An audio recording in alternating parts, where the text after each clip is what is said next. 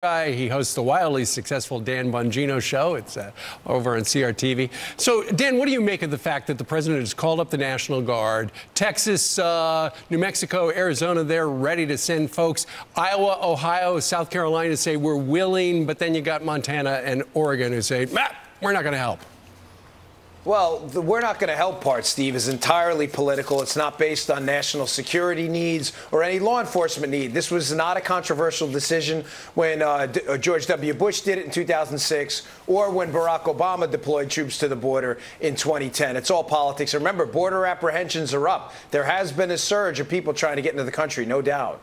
Yeah, the spring surge started early. And by the way, 300,000 people coming in annually, that's a problem. I don't care if it's up or down. That's 300,000 that don't belong here. But I got to switch gears if I can and talk about what's going to be happening over the next couple of weeks. First, James Comey's book's coming out, and it's going to really inflame a lot of the narratives with this investigation since the 2016 election. And then we have Loretta Lynch, curiously, going to sit down for an interview today to talk about a lot of things, including her tarmac meeting with Bill Clinton. And what she actually said to James Comey. What are you going to be listening for?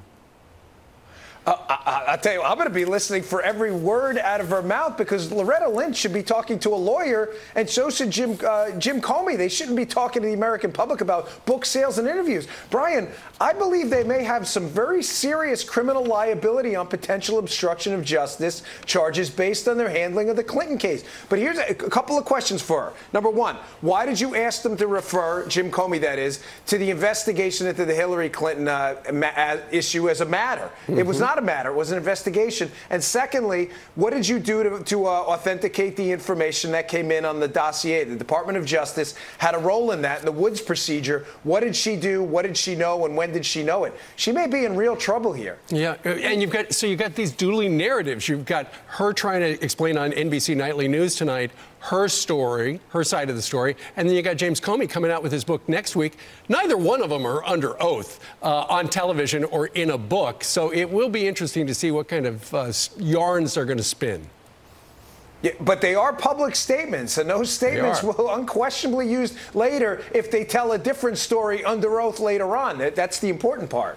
So, we've talked a lot about Twitter, and Twitter has been banning or has gotten a lot of flack for shadow banning conservatives when they retweet and so that other people can't see them. Well, now the CEO, he liked an article that was on Twitter from a publication called Medium. The CEO, Jack Dorsey, he liked this article, which was suggesting that Democrats start a civil war, and he wrote, "Great read."